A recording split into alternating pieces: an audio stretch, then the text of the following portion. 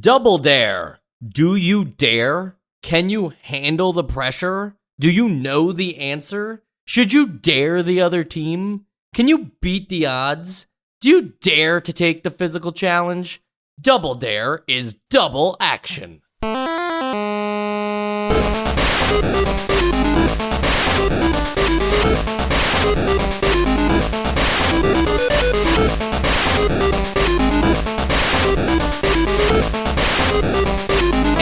Back of the box?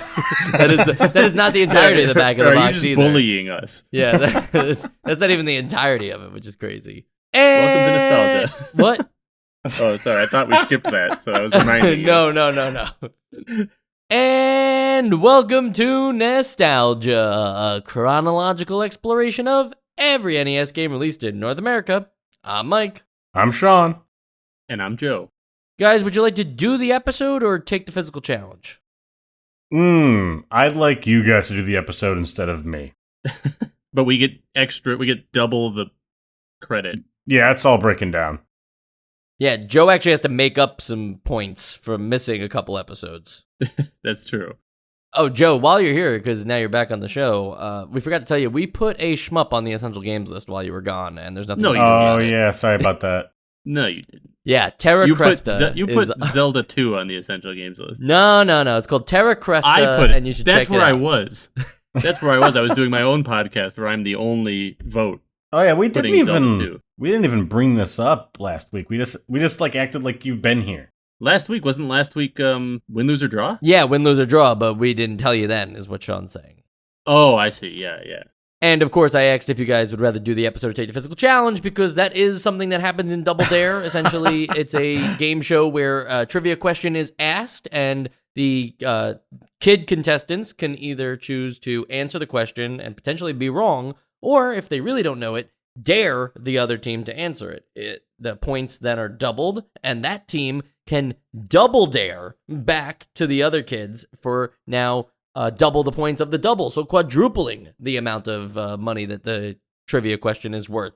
But if the kids still don't feel like answering for all that additional money, they'll have to take the physical challenge, which is usually some fun hijinks thing of like catch some eggs in your burlap sack or something, or, mop the floor, but with your knees. It's all fun stuff. Yeah, there's a lot of egg-based stuff going on here. A lot of food instead of like normal objects. That seems to be the running theme. Yeah, and essentially it's been a running theme on Double Dare since the beginning, too. The show and its many iterations of Double Dare, Super Sloppy Double Dare, Family Double Dare 2000, and the Double Dare reboot in 2018, I think. All of these are essentially the same exact format of trivia and physical challenges.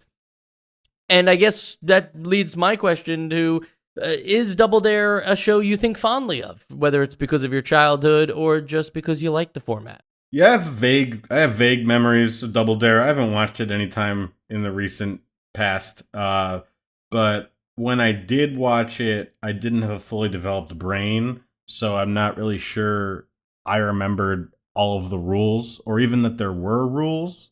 Just that there was a boring part where they asked kids questions, and then a fun part where they threw pies at each other and stuff.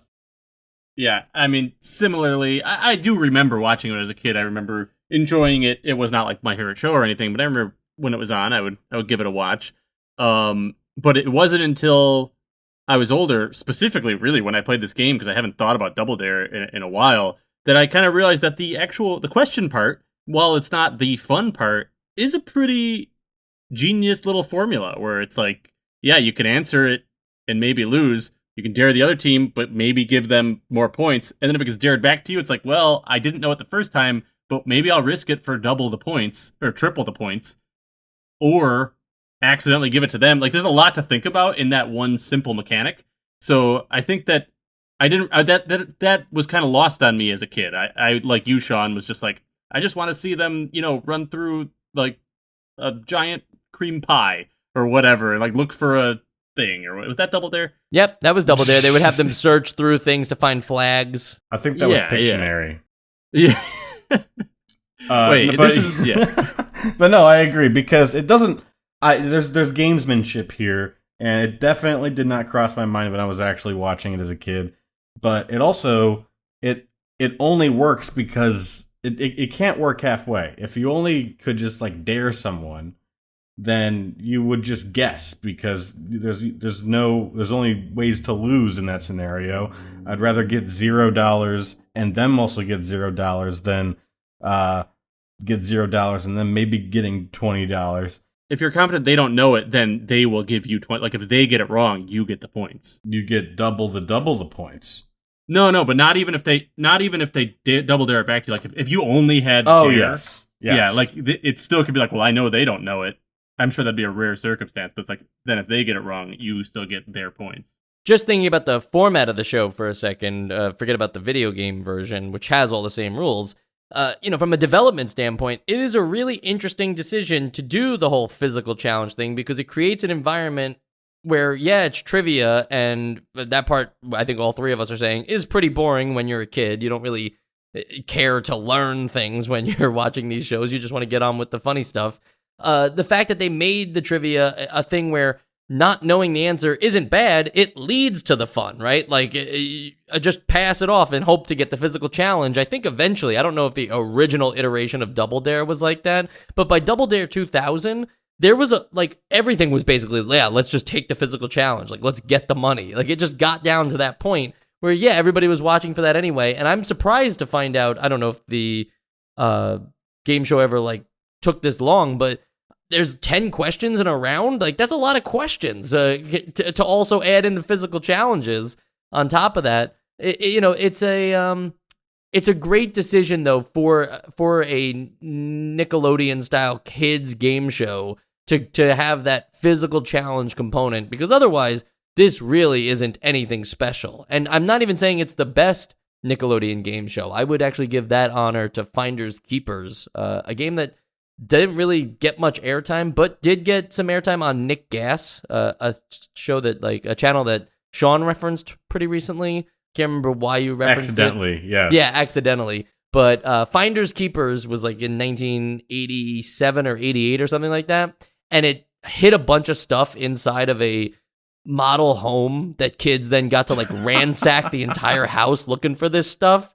And it was unbelievable that they had the, I think about the poor set designers who had to carefully design these houses filled with so many knickknacks and other things, and then just let kids destroy it in seconds, and then be like, all right, set it back up again. Okay, we're going a little out in the left field here, but can you tell me what show would then give kids a shopping cart in an actual toy store and tell them they had 2 minutes to grab whatever they wanted, and they would absolutely destroy the toy store? That actually wasn't a game show. That was just something they did, right? That was just a commercial. Show? Yeah, it was like a commercial. They would just no. Yeah, we would see it in the commercial. I don't know why. It was someone won, right? Yeah, it was they won a sweepstake through Nickelodeon. Oh, okay.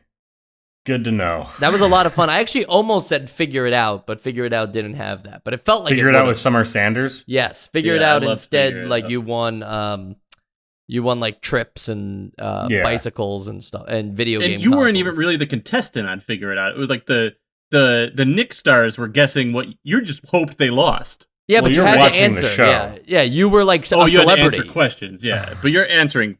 Yeah. In Figure It Out, you had a talent. That was the whole thing. Right. It wasn't there was something specific about you. So it was kind of like the kids' version of that show. Hollywood Squares? No. It was from way long ago, in the 50s. I can't remember what it was called, but they would bring on famous people and they would hide their faces, and the celebrities would have to ask them questions, and it would be I was the guy who was in the room when Abraham Lincoln was assassinated. It's that's how old this TV show was, but that's a real example. You can look up that clip on YouTube, or maybe I'll throw it in the show notes if I can remember.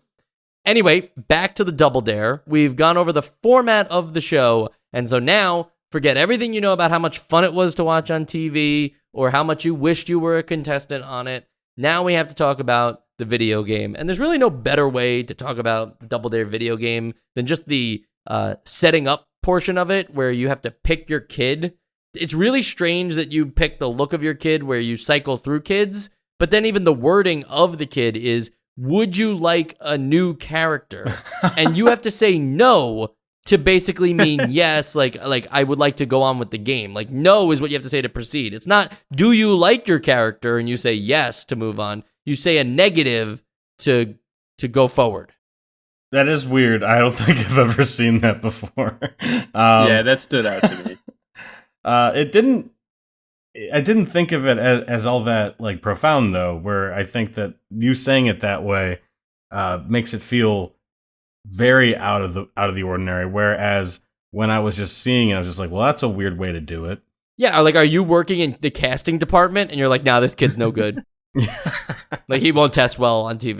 That's where that's the actual player character is the casting agent. Yeah, this whole time, yeah, you're the casting agent, you're the cameraman, like you're the host, you're all the other things other than the kid. And the game can be set to one of 3 levels of difficulty, but the only difficulty change obviously comes with the skill of the computer, but also the time it allows you to answer questions, which to be fair, I guess, like, yeah, they do give you a lot of time on the easy ones. So the questions are really like you either know it or you don't, right? Yeah, this isn't the kind of difficulty I wanted though. Like I wanted it to be difficulty of the questions because they're really, I mean, there's some like just more timely questions that I don't know the answer to, but most of these questions are pretty easy. And if you've forgotten or maybe never knew the actual rules of Double Dare, in which you would just try and answer all the questions correctly until you sort of figured it out yourself, this is just a boring game where you like win $10 at a time. But even then, like you then would say like, okay, I don't know, to an answer that you do know the answer to, just to hope that the computer rolls the die not to know it. And then, yeah, and they might know it. And so I think what you're getting at, Sean, very astutely, in my notes, I have the same observation, is it's kind of hard to get to the fun part, the physical challenges of the game, which, as I mentioned on the TV show version, is something that happened pretty often. Because there were probably harder questions too. Yeah, and I tried I played 2 games of this. My first game, after a while, I realized like, wow, I'm not doing any physical challenges. So I was like trying to constantly throw it back to the other team to try and get like physical challenge. I would dare them and hope they'd double dare me, and they would never double dare me. And if they dared me and I double dared them back, they would always just answer the question Like there was never an opportunity for a physical challenge. It happened like twice to me in playing through both games. Well, I guess the only thing less fun than seeing the computer get a question right and take your money is watching a computer do a physical challenge that you don't have any input on. So I kind of get why that was the case. Yeah, but I wasn't sure. I assume that the computer doesn't do a physical challenge. That's what I assume, but I don't have a big enough sample size to confirm that. Me neither. Before you even get to the physical challenges, though, or the trivia, the way that they determine who goes first is basically through a physical challenge, but something they call the toss-up challenge. And the toss-up challenge, as I mentioned, determines which team gets control over the trivia round, which, since the questions are so easy, could be very crucial, unless, of course, the computer makes a mistake, and then you get to dominate from there on out. But the toss-up challenge has this speed angle meter where it's all on one bar, but essentially speed is on the left side of the bar and angle is on the right side of the bar. And you're supposed to figure out that it works a little bit like how we think all the golf games work on NES. Yes. Except for the inputs are very strange for how to start, stop, and control your speed and angle. So the way it works is you hit the D-pad to start the bar moving to the speed section. Then you press the D-pad again to lock in the speed. In the opposite direction. Right, in the opposite direction to push the bar the other way. The speed at which you want to throw the item. And then it moves over into the angle portion, and you have to stop by pressing the A button, and now you've locked in the angle of the shot. And let's forget for a second that speed and angle are, especially in your very first time playing this game, arbitrary measures. Like, what does half speed mean? Like, what am I throwing at half speed? How far can this kid throw, right? And angle, it's like, is the midpoint of angle like straight, or is it still going to be on an angle and like, throwing from no angle whatsoever, like all the way to the left side of the angle? Would that be throwing to the left or throwing with no angle? Like, you'll figure these things out, obviously, but it's very confusing. Yeah. And there's no precision the way that NES Golf works, where you're hitting like the A button to start, lock in your speed. Like, there's no like reset. It's like once you've started it, now you're just screwed on that throw if you don't get it right from there on out. And here's the thing.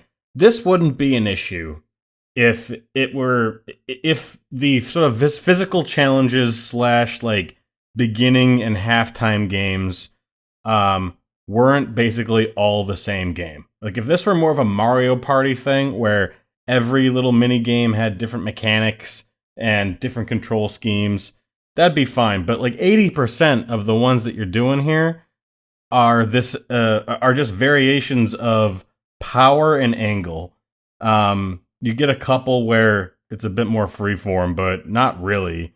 The fact that all of them are like this just makes that even more annoying. I want to hear what Joe has to say, but I would mention that, yeah, there is at least one other version that I encountered, but it's basically the same thing again of use the directional pad to move around the screen and try to like follow the shadows to catch something that was thrown at you. So you're either throwing or catching. That's the entirety of what they've come up with for physical challenges in this game. Yep. Yeah, and as far as the speed angle versions of the toss challenges being like very similar or like slightly reworked, I would even go as far to say as they're kind of just reskinned. Where it's like you're really doing the same game, but it's like throw the egg into the clown's mouth or throw the banana into the monkey's hand. And it's like, well, it's kind of the same game. Maybe it's like very slight, catch the rings, but like, catch the rings on your hat or catch the kangaroos in your pocket. Like it's like, yeah, I guess those are silly things, but the problem is they're not translating silly enough to video game form. Like in video game form, catching a baby kangaroo would be more exciting if it was on the loose or something, right? Like if you had to chase it down or whatever. But in reality, like if that happened on the show, I don't know what standards and practices team would allow that. But if they allowed them to throw a baby kangaroo and you had to catch it, that would be exciting to watch on TV, not play in a video game. Yeah. And like, just, I think that, so I don't remember if I played any of the catching games. I only played it always ended up being a throwing game for me. But, like, I don't know why it felt the need to make me feel like I'm doing, like, geometry or something in order to figure out which way I'm throwing. Like why couldn't it have been just as simple as, like, the target's moving and you move, and wherever you move, you throw in that direction. Like, and that's it. You can take 4 steps left to right, and it's like that's how you aim. And the target moves a little bit too, so you got to just line it up right. And this is like eventually I would get like the feel for it in the sense that I'm kind of like memorizing what's working, but I never really understood what the correlation, like the speed and angle thing. Like, I guess angle is like which direction you're sort of throwing it, but like it never was clear to me. Like, okay, this is if I want to throw it here, and if I want to throw it there, I got to go this way. It was all trial and error to me. But it's like, it's a video game. Why aren't the physical challenges something where it's like, yeah, now you're doing the platformer level, right? Yeah, like we don't need to be doing physical activities. Be this one thing. Yeah, like transport me to like a still my character, but in a Super Mario Brothers style environment where I just have to complete like a quick 15-second level.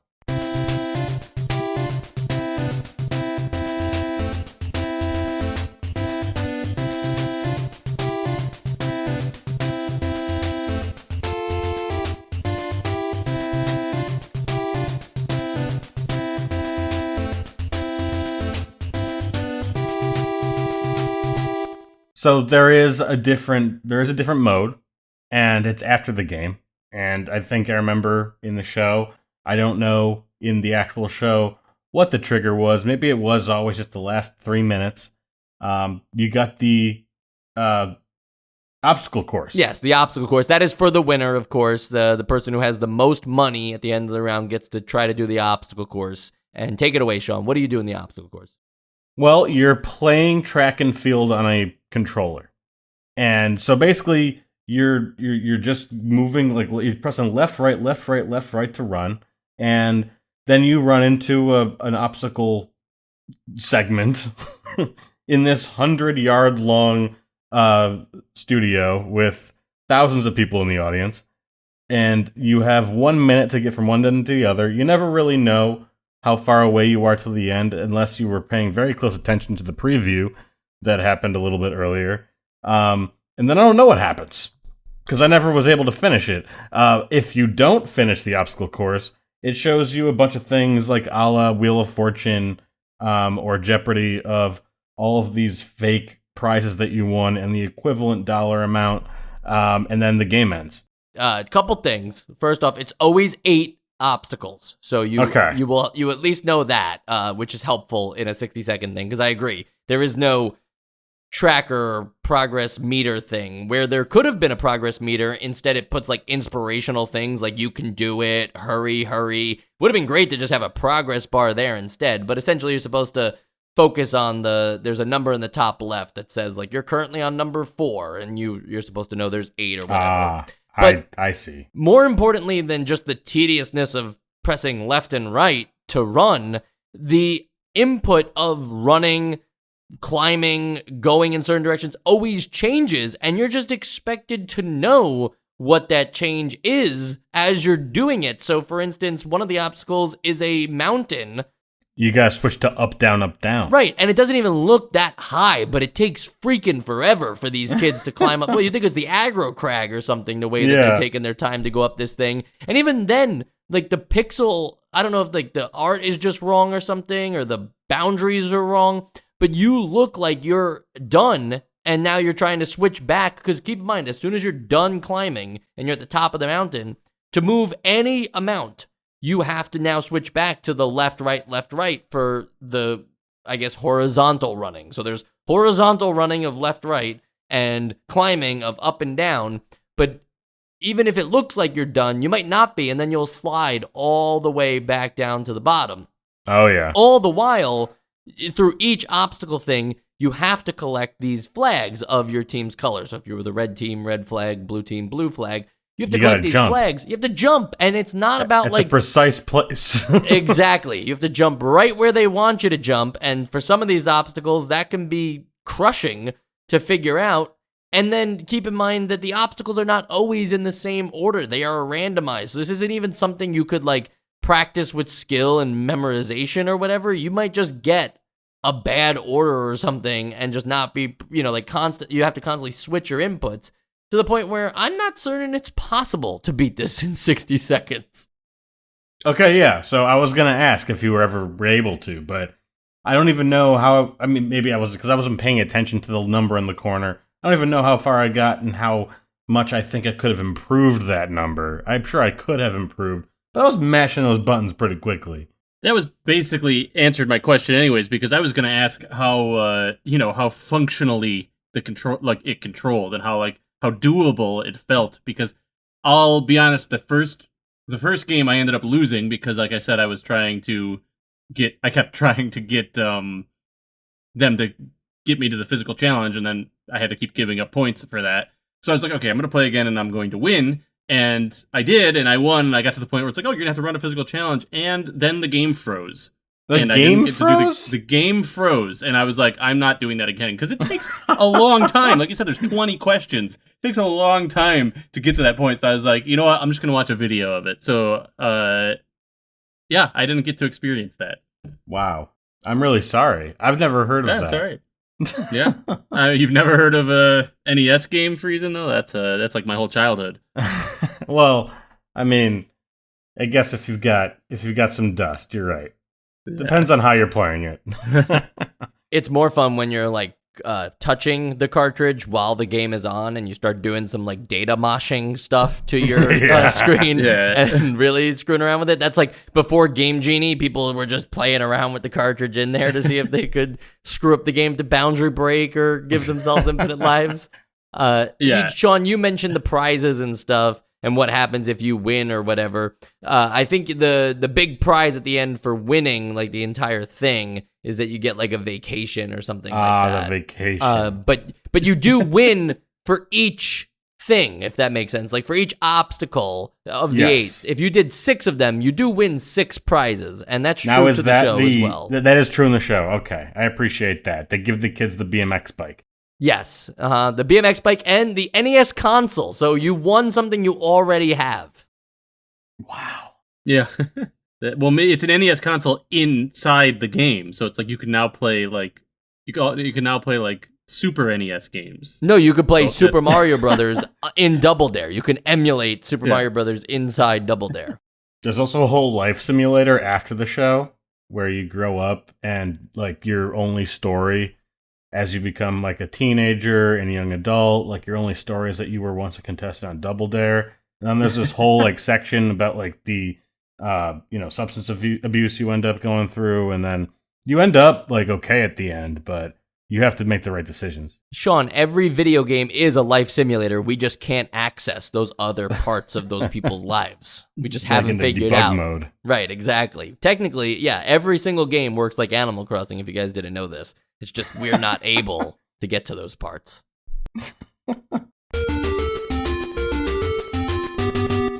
2 things I wanted to mention, one related to the physical challenge and one related to the trivia questions.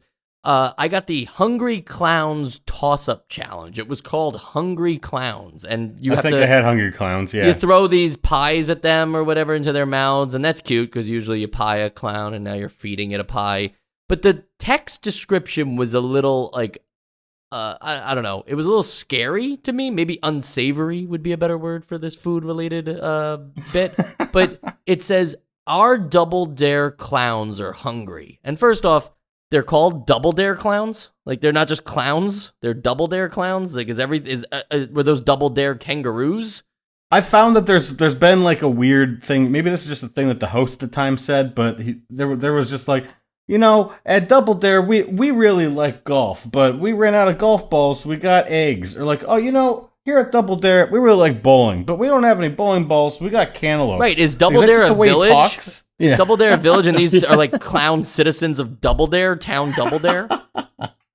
See, I think that those were not like, those weren't like, they were never intended to be fun, messy kid things. It was like, they always wanted to do a serious game, and they were always like, oh my god, we forgot the golf balls again, like go get the eggs, and then someone would get fired every time. Oof.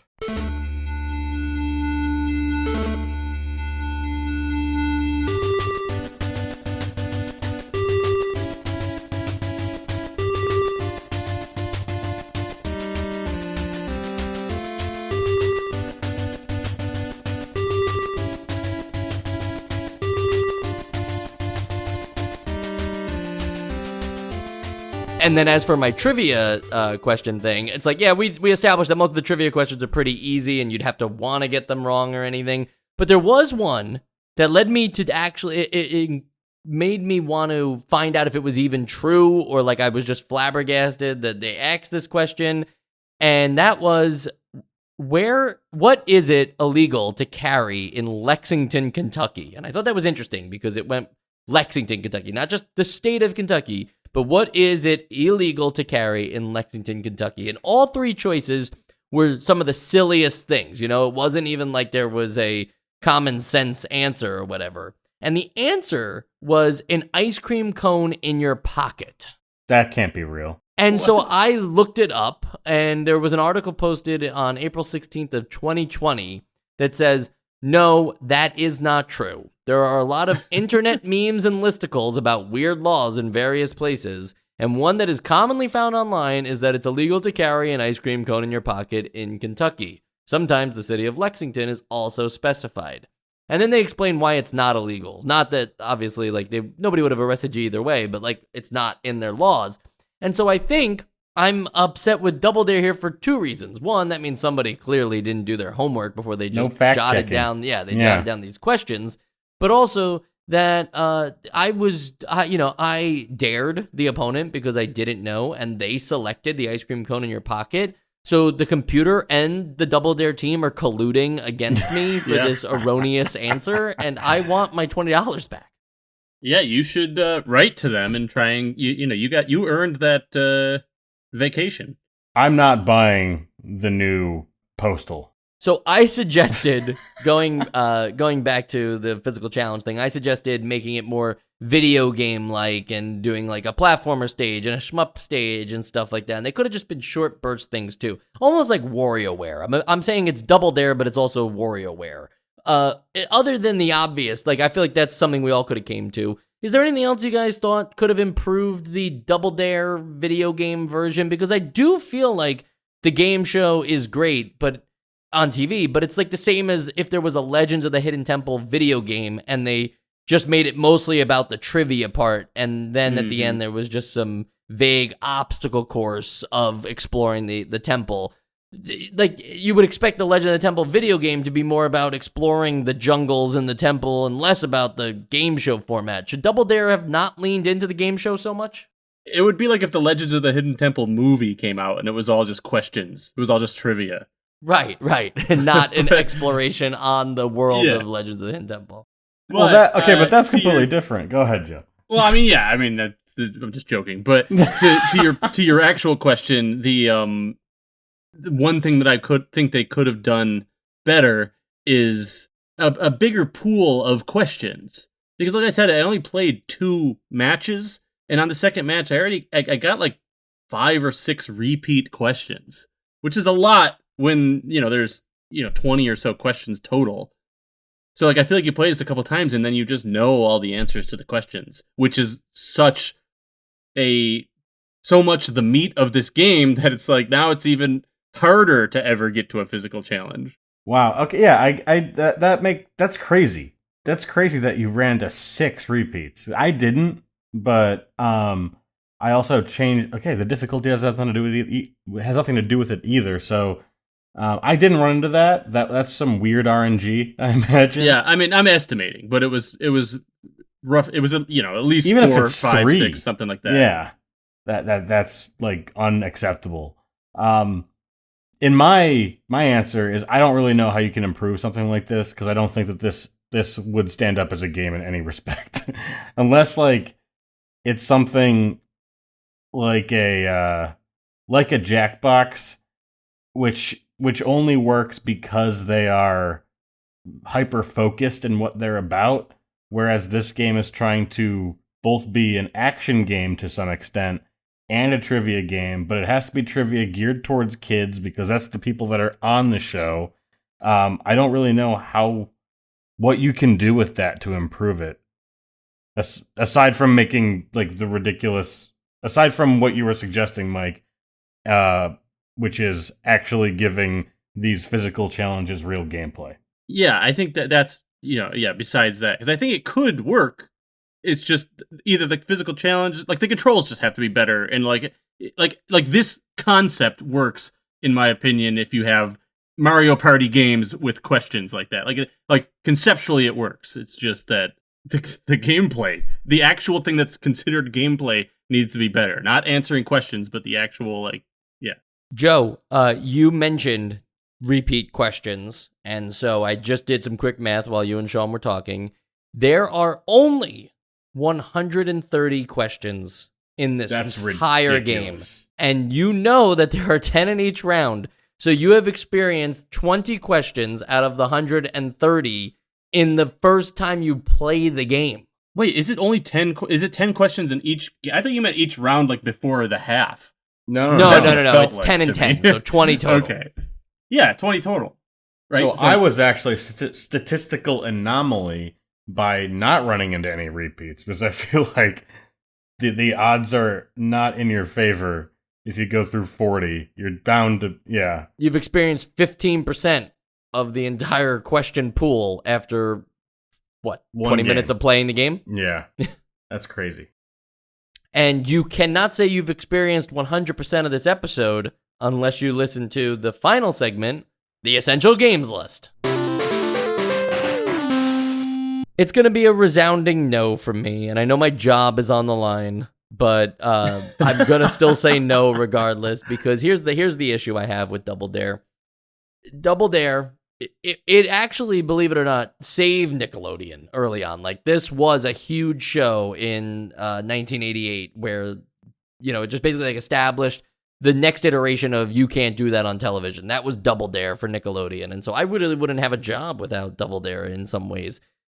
All that to say, the game, it did not save anybody's ass. Like, Nickelodeon did not, do great because of this game. Double Dare was made by Rare, which they didn't do great because they didn't do themselves any favors here. They basically phoned it in like they did with Jeopardy and with Wheel of Fortune and their other game show iterations, which leads me to believe that it's just a different team at Rare that's doing all this work, because certainly my suggestion of video gamifying it is something that Rare would have been more than capable to handle, of small little platform, even if it was only platforming, right? But like the challenges were a little different or whatever, or the enemies were different.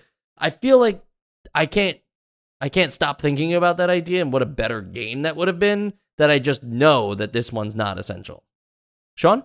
I can't really extrapolate anymore. Like, it's not a good game. It's not essential. But I will say that this past month or so, where we've been playing a lot of game show games, I feel like I'm just gonna start like putting game shows on in the background as just like some background noise. Like, but when I was playing through like last week, watching Win, Lose or Draw, like I just find the whole concept so ridiculous that like you can't not just be bemused watching it. And I think I have to just boot up some old Double Dare footage, because I think that would be just as goofy. So I think this is reawaken something in me.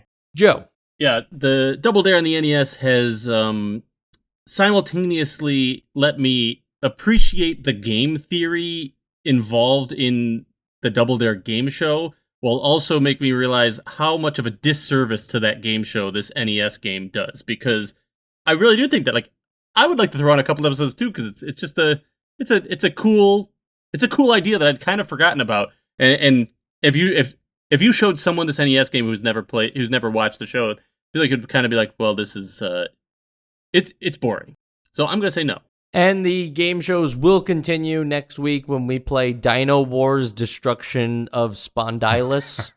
Everybody remembers that daytime game show hosted by Wayne Brady. Wow, did we really make every joke from last week again into this week's episode? We had so many callbacks. This is why you have to listen to every episode. Sean, I wasn't sure if you were aware that the one callback you made was actually from last episode. Oh no, I knew that was last week. That was Joe. deliberate. Okay. Yep, and everything we said on this episode was true. Joe, we really did put Terra Crest on the Essential Games list, so please check it out. And I'll have to give it a try. Yeah, I was going to say, maybe in one of our, no pressure for next week, but maybe eventually you'll give us your thoughts, because we both did say that we felt bad that we took the opportunity for the episode that you weren't on to put a shmup on the Essential Games list. If you both were going to vote it while I was on there, that would have made it anyway. It still would have gone on. Right. But you would have had a chance to talk Sean out of it, because you're very good at that. Yeah, that's true. That's true. I do. I am very impressionable. Yeah, that's true. I have voted shmups on before. Which one?